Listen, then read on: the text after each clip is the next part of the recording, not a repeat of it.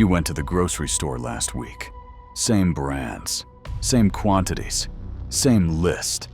And somewhere between the cart and the register, something felt off. It cost more. Again. Not dramatically more. Just enough to notice. Just enough that you did the math in your head and got a number that didn't match what you remembered. And you paid it anyway. Because what else are you going to do? You drove home past the gas station, glanced at the price, kept driving. This is your life now. And you have adapted to it so completely that you've almost stopped asking why. Housing costs more. Healthcare costs more. Groceries, utilities, insurance. All of it moving in the same direction. For years, with no reversal. Consumer surveys show Americans' confidence in the economy near its lowest point in decades. Not because of a recession, not because of a crash, just because of this. The steady, quiet, persistent feeling that the same money buys less than it used to.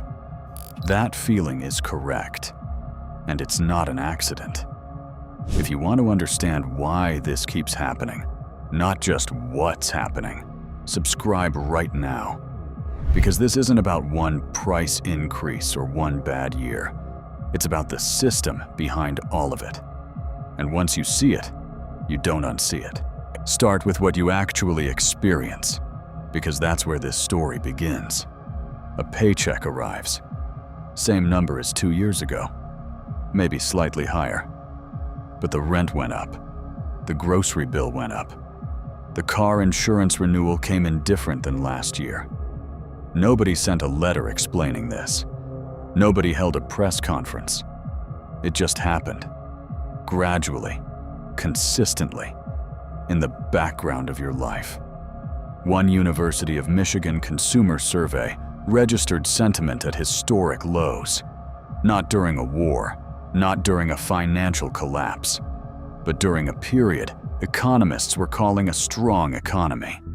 The data showed growth. The headlines said things were fine.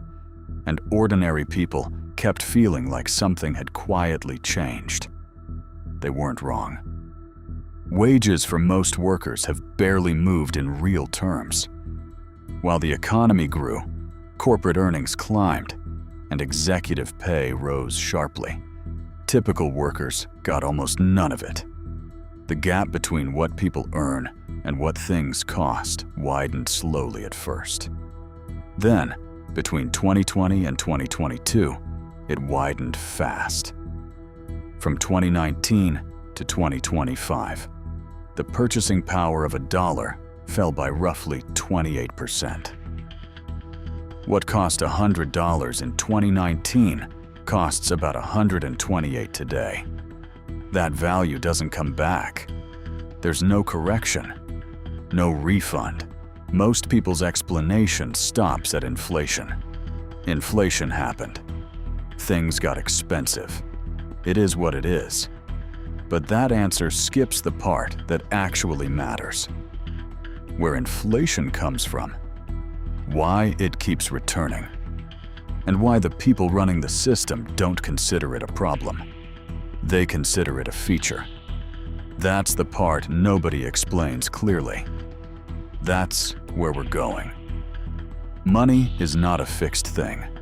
It's not a pile of gold sitting somewhere, constant, while the world changes around it.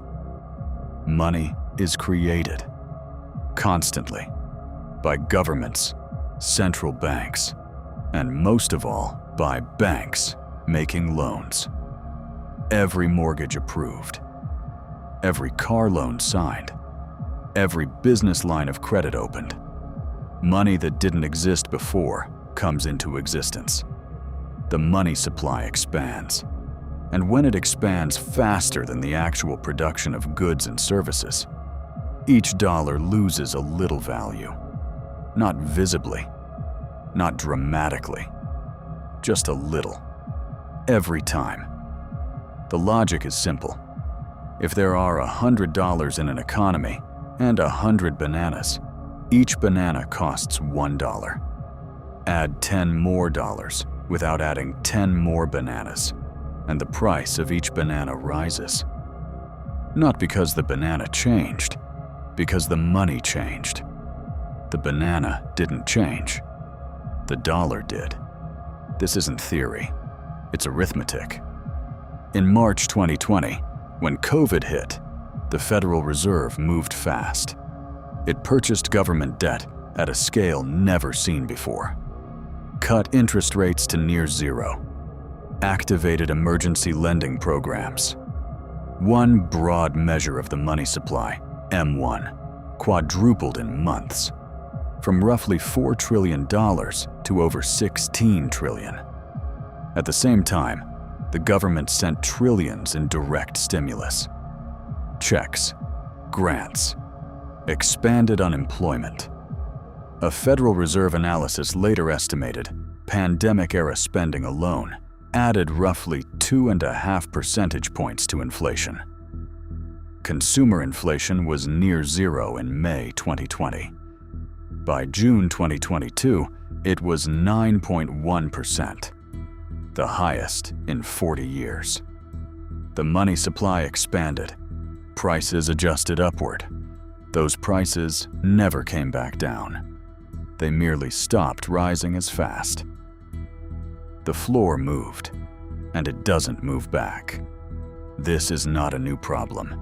It is a structural feature. Modern economies run on debt. Not metaphorically, literally. In countries like the US and the UK, the vast majority of money in circulation was created by bank lending. When a bank approves a loan, it creates money. And built into that loan is interest. Money you'll have to repay that doesn't yet exist anywhere in the system. To pay that interest, more loans must be made. More money must be created. The system expands by necessity. There is no version of this model that doesn't grow. The US Federal Reserve officially targets 2% inflation per year. Not zero, not stability, positive inflation, consistently, as a deliberate goal. The rationale is simple. Modest inflation encourages spending, keeps debt manageable, and keeps the system moving. When inflation falls below target, the Fed acts, cutting rates, buying bonds, adding money until prices start rising again. This is not a secret. It's published policy. Here's the part that rarely gets said plainly. The government carries trillions in debt. If inflation runs, that debt shrinks relative to the economy, without anyone making an extra payment. Inflation acts as a hidden tax on savers and a hidden subsidy for debtors. The largest debtor in the United States is the federal government. So when inflation rises, tax revenues rise automatically, without a single vote. The system is built so inflation helps those who issue debt and hurts those who hold cash. That's not an accident. It's policy. None of this is new. The pattern runs deeper than most people realize. During major economic shocks, prices surge, and then they settle. But not where they started. Each time, the cause is the same. More money in the system than goods available to absorb it. Each time, the shock passes. And each time, prices settle at a new higher level. Not lower. Never lower. When inflation falls, it doesn't mean prices are going down. It means they are rising more slowly. The grocery bill doesn't go back. Rent doesn't go back. The damage doesn't reverse. From 2019 to today, prices are up roughly 28%. That purchasing power is gone. It doesn't come back. The floor moved, and it stays higher. And the system that caused it hasn't changed. The next crisis will trigger the same response. More money. more expansion, higher prices. You are not imagining it. The money is lighter than it was.